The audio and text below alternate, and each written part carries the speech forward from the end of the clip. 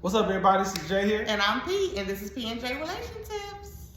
Thank you for checking out our channel. This is part 2 of our series, 10 tips, lessons that we have learned in our marriage of 12 years. 12 years as of today. So, if you are new to the channel, make sure you hit that notification bell. Yeah, bing. So you are up to date when we drop these videos for you. So, stay tuned.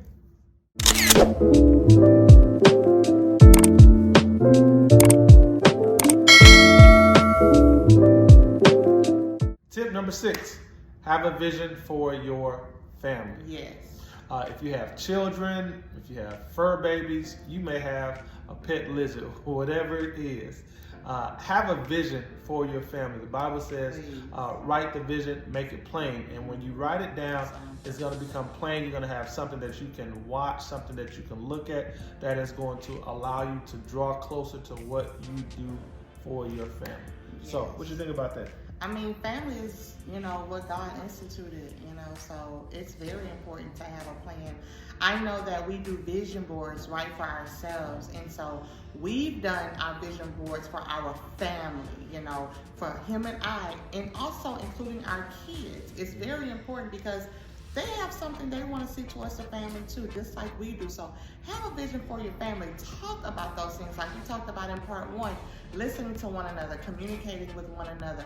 You have to talk about these type of things. This is a deep conversation because when you're first meeting, he might want 1, you might want 4, kids, or, your fur babies. He might want 2 dogs, I might want 0 dogs, It's another mouth to feed and another responsibility, but hey.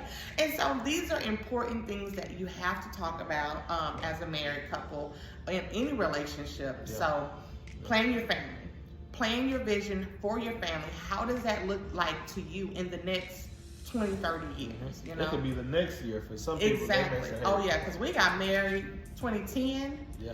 Our baby came in 2011. Yeah. So it happens that way sometimes. So plan for that. Plan for it. Okay. When you plan for your family, right?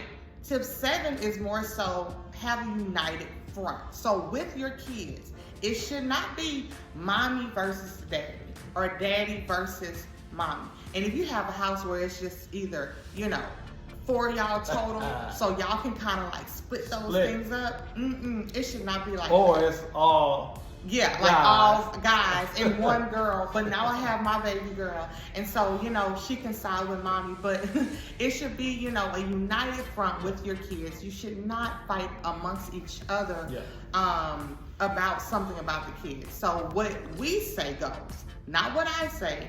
Not what Daddy say, not what Jermaine says, but what we say goes. We are a united front. We're gonna stick together. Now behind closed doors, and we can kind of dig deeper into this too, because a lot of families struggle with this. Mom might been, the upbringing of me was different from the upbringing from Jermaine. And so upbringing has a major part. That's why that vision for your family is important. Very important. And then you come and you have these kids, and it was okay to eat in my bedroom. It wasn't okay for him to eat in his bedroom. So you have these different things that you have in your home and in your household when you were growing up. But when you have kids, you might want to change some of those things. So have a united front in front of your kids, because guess what? Not having that united front, that's going to cause arguments between you two. All right? And so we don't want that. That's one of those arguments that it can be one less in the marriage. Okay? I agree. So that's tip 7, guys. Yes. Tip number 8, move in silence. In other words, privacy and discretion is so important in your marriage. And what I mean by that is keeping your stuff in-house. Sometimes as married couples, and we've done it before, we've seen others do it, so we want to let you guys know and shed some light what I mean by when we say, move in silence. Sometimes every defeat doesn't have to be shared. And every win doesn't have to be shared either.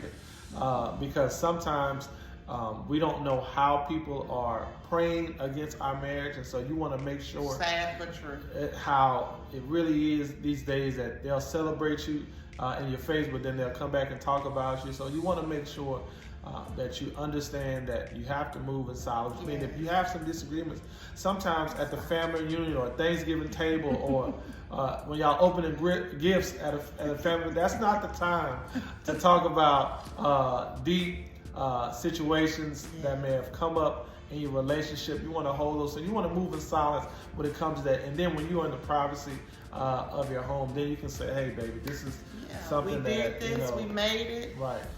And that allows you to know that when you're moving that certain way, that you can, again, do the number one thing is communicate. Because you're not just flying off the handle, you're strategically picking your battles wisely. So I want to go back and watch it. So that's tip number 8, move in silence.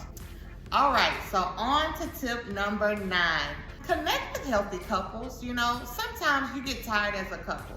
You get tired, you know, being married and doing the same things. Not of being married, but of being married and doing the same things. We can get it stuck into routines. We found that out maybe in year 3 with little ones and jobs and just life pulling on us, other people pulling on us.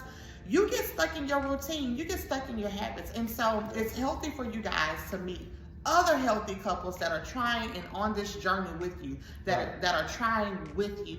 And so getting another couple, if you have kids, try to find a couple with some kids. Y'all can all get together. You might not have date night, but everybody can get together. You can have a house party. Chick-fil-A night. Exactly. And you can go over your friend's house. They have kids, you have kids. They don't mind a whining baby, you know, over. And they can go upstairs and play in the game room. And, the grown-ups can just chit-chat and talk, eat. And so there's just healthy ways to keep your marriage fresh. And those married couples that you can kind of talk to and say, man, how are you guys working through this? How did you guys push through and press through year, 5 or year 3, and you can kind of just talk to them. You can keep your things private if you need to, and if you like. We take everything to God first. That was our number 1 in our last video in part 1, but we want to also have healthy couples that we can just talk to and relate to. We used to talk to my pastor and first lady when we would have our problems in our marriage, and so just talking to another healthy couple, getting some insight, having something relatable, with that couple can really, really help us out. That's tip number 9. It's important.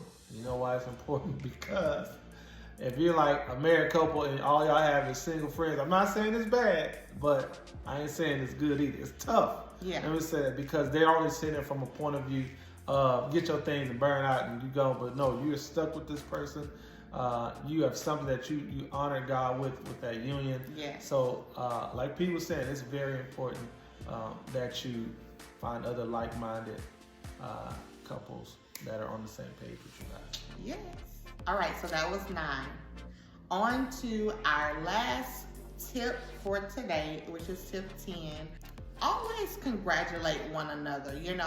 Have each other's back. So in a marriage, celebrate your marriage. Celebrate, we live in a society where on social media, it's like single is this and single is the best, independent and everything.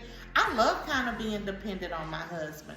I think that's why he made me a wife, and made this man to do more things than I do. And so me being dependent doesn't make me less of a woman, but I'm still a boss, but he's a boss also. And so just to have each other's back, always commenting on one another, giving each other compliments and saying, you look good. Oh, I look good, thank you, and so just always praising one another would definitely help your marriage. I know sometimes I want it more, but I have to sit back and, Jermaine is like, when the last time you told me, I look good? Or when the last time, I don't go get my hair cut and my beard shaved, it's just because, so they want to be appreciative too. Appreciate your spouse is what we're saying. You have anything else you want to say about that? I think that's great. When you celebrate them, you should be like their number 1 fan, if I can say that. You should treat your spouse that way, because you know how it is important how when you're thinking about, man, if they do something good, you should be the first one that should be on that journey with them, celebrating that increase in money. That you know, whatever it is, it's important that you're there to congratulate them, pat them on the back, ride, you know, the ride to the wheels fall off. That's it. That's it. It's so important. So that is part 2 of 10 tips that we have learned in our marriage for 12 years. We hope that you guys remember to like, comment, and subscribe. If this video did something for you, comment. Let us know. Let us know something that we can talk about even on our next video. So we're excited for what P&J Relationships is doing. All right. Bye. See you guys.